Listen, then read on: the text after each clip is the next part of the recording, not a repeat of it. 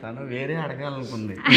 తను వేరే వేరే క్వశ్చన్ వేరే అడుగుతుంది. నువ్వేమైనా కట్ చేసావు. నాకు అర్థమైంది అమ్మాయి కట్ చేసాడు. అది సంగతి. పోనీ ఇప్పుడు నేను అడగను, మీరు చెప్పండి నేనేం అడగాలనుకున్నాను. మీరు శివాజీతో సినిమా చేస్తారా అని అడగాలనుకున్నారు మీరు. అది ఒకటి, మీరు స్టోరీ వింటున్నారు కదా. నాకు కూడా ఒక ఉంది. ఆ క్యారెక్టర్స్ లో అది సంగతి. ఇంకొక వన్ మోర్ క్వశ్చన్ అడుగుతాను తర్వాత. చెప్పమ్మా. సో ఆ స్టోరీస్లో మీరు కూడా ఏమైనా యాక్టింగ్ ఏమైనా చేసే అవకాశం బేసిక్గా నాకు యాక్ట్ చేసే టైం టైం లేదు. లేదు. నాకు నిజంగా టైం లేదు. ఎందుకంటే మీరు నమ్ముతారా నమ్మరా, నేను ఇప్పటివరకు లంచ్ చేయలేవాడ.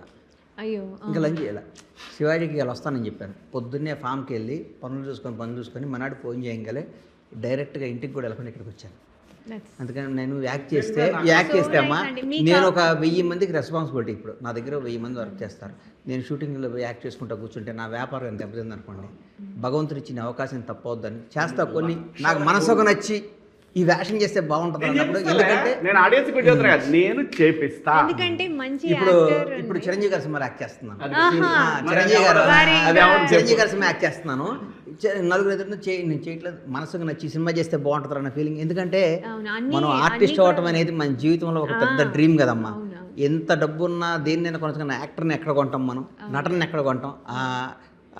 ఆ గులని తీర్చుకోవాలి కదా. తృప్తి ఉన్న వేషం వేసి, ఈ వేషం వేస్తే జనంలో బాగుంటుందిరా, ఈ వేషం వేస్తే జనం నచ్చుతుందిరా. అందుకనే మీరు యాక్టర్గా నాకు ఒక వేషం కోరిక ఉందమ్మా. ఆ కోరిక నా ప్రొడక్షన్లోనే ఆ సినిమాది సూపర్ హిట్ కొడతాను. ఆ సినిమా నేను చూపిస్తాను.